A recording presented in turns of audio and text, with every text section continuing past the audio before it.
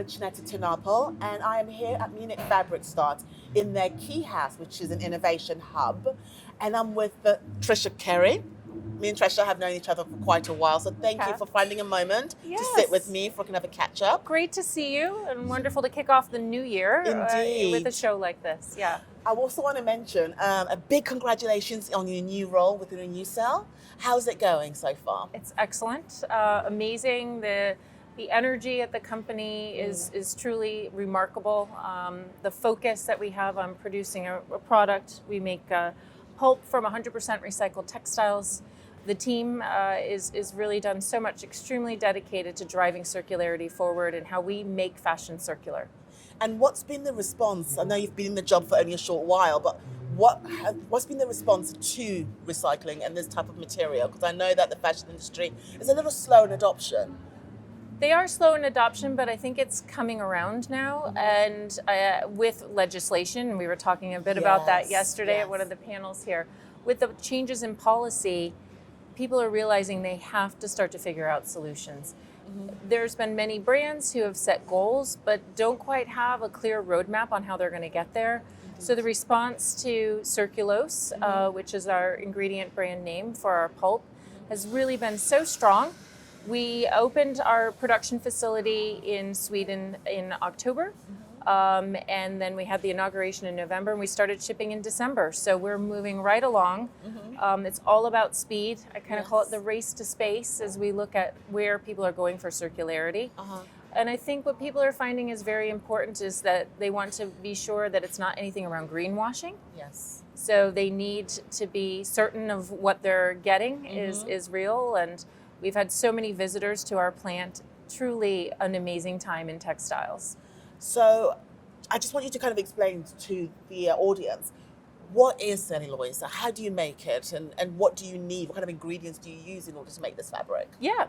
So Circulose is a pulp, so that's all that Renewcell produces. And what we do is we take textile waste, and I'm using denim here because denim is a large input that we use.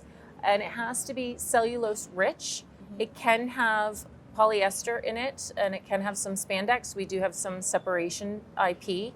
And what we do then is we chop up that waste. There's a mechanical process. Then it goes through a wet process where we do the separation. We do some bleaching there to remove any colors. And then it goes through the final step, which is the drying and the pulping stage, which is with heat, pressure, and steam. We're able then to produce sheets of pulp. So this is what we're producing, and that's how we close the loop. And this is the challenge that the industry has had. It's around processing textile waste. And there's many different technologies that are being developed, or some that have been established for years, like mechanical recycling. But what we have with Circulose is 100% textiles are being recycled in this pulp. And that is quite unique. There's nowhere else in the world that you can get this type of quality. And it is recyclable, that it can go back into the system again. That's what's key usually, isn't it? Yes. And the third area is really that we're plug and play. We're working with existing fiber producers. So our direct customers are fiber producers, but we work through the entire supply network. I'm saying network because when you're looking at a circular concept, it's no longer the chain. You really have to look at where everyone can participate in circularity. And so we do a lot to educate retailers and brands, to work with them to get offtake agreements, because this is a material that really is in high demand as brands have their circularity strategies. May I touch it? Sure you can. You can even have it. Oh, wow. Yeah. So it's amazing to think that you can go from all this waste. Now our production facility is 60,000 tons. That's big. And we're adding another 60,000 tons onto this plant in the next year. So we're already starting to produce from there and get it out in the market, get more and more Circulose into programs. Just so everybody kind of can see, it feels quite sturdy. I mean, I think the biggest worry when it comes to textile waste, using textile waste, is the quality and the durability. Yes. I mean, what do you have to say on that? Has this caught up with our traditional materials, or is it pretty close? I would say it's very close, and you can't always have it apples to apples, but we work off specs that are compatible to work with wood pulp. So our product is really replacing wood pulp in the production process of viscose modal lyocellulose acetate, and there's also some other new fibers that are being developed. And so here, quality is very important, and since we're taking it all the way back to the cellulosic form and putting it through the system, it does have a high quality than when the fiber producer works with it. But it also is the other ingredients that are added on top of that. But what we're doing is working back into this model where it's accessible then for fiber producers to add it into their existing equipment that they have. One of the biggest deterrents when it comes to adopting new stuff is cost. Would you say this is something that Renewcell is working on? Are you kind of cost friendly? Or is it something that we can expect in the future where it'll be much more affordable for everybody to invest in? We're very cost friendly. Even now, the programs that we've had in the market are all at some very large brands that are quite accessible to consumers. H&M is a key partner for us. They're actually one of our investors as well. Okay. We've worked with Inditex and have launched programs there. Levi's 501 Jean. We work with PVH and the Tommy Hilfiger brand, as well as some others.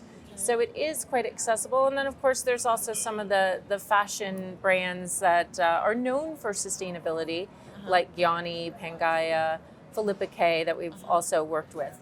But I think it's hard now when you look at where we're going in the textile industry.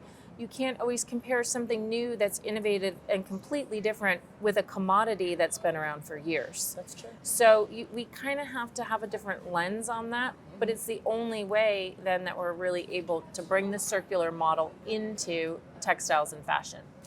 You talked a little earlier about educating the industry. Yeah. What are your thoughts in educating, let's say, students, because they are the next generation who are going to be pushing the fashion industry forward?